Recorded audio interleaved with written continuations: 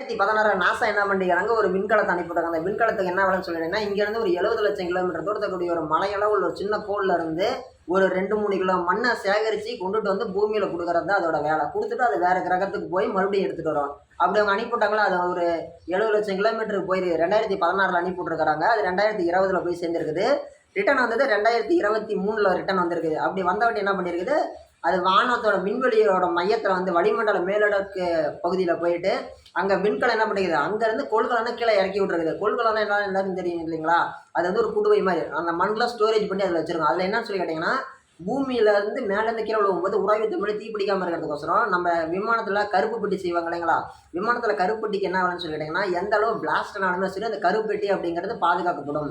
எரியவே எரியாதுப்பா, உடைச்சாலும் உடையாதுப்பாங்கிற மாதிரி அந்த அளவுக்கு டைட்டானியம் அப்படின்னு சொல்லக்கூடிய இந்த உலகத்தில் மனுஷன் கண்டுபிடிச்ச அதிகப்படியான ஒரு நெருப்பு பிடிக்காத தன்மை, ஒரு உறுதியான தன்மை கொண்ட உலகம் தான் வந்து டைட்டானியம். அந்த டைட்டானியத்தில் செய்யப்பட்டால் தான் கருப்பெட்டி. ஓகேங்களா, அந்த கருப்பெட்டியில் வந்து கீழே இறக்கி விடுது.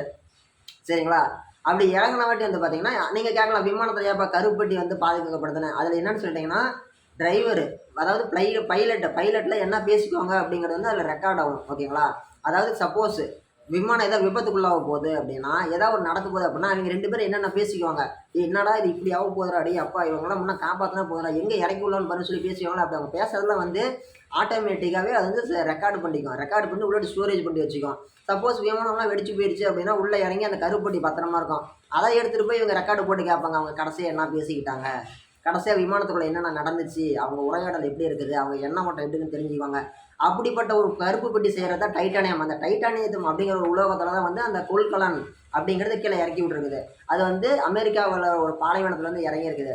அவங்க ஒன்று அந்த கொள்கலனை எடுத்துகிட்டு போய் நாசாவில் வைக்கல, நாசாவுடைய ஆராய்ச்சி மையத்தில் வைக்கல, விண்வெளி ஆராய்ச்சி மையத்தில் வைக்கல, வேறு ஒரு யூனிவர்சிட்டிக்கு எடுத்துகிட்டு போயிருக்கிறாங்க.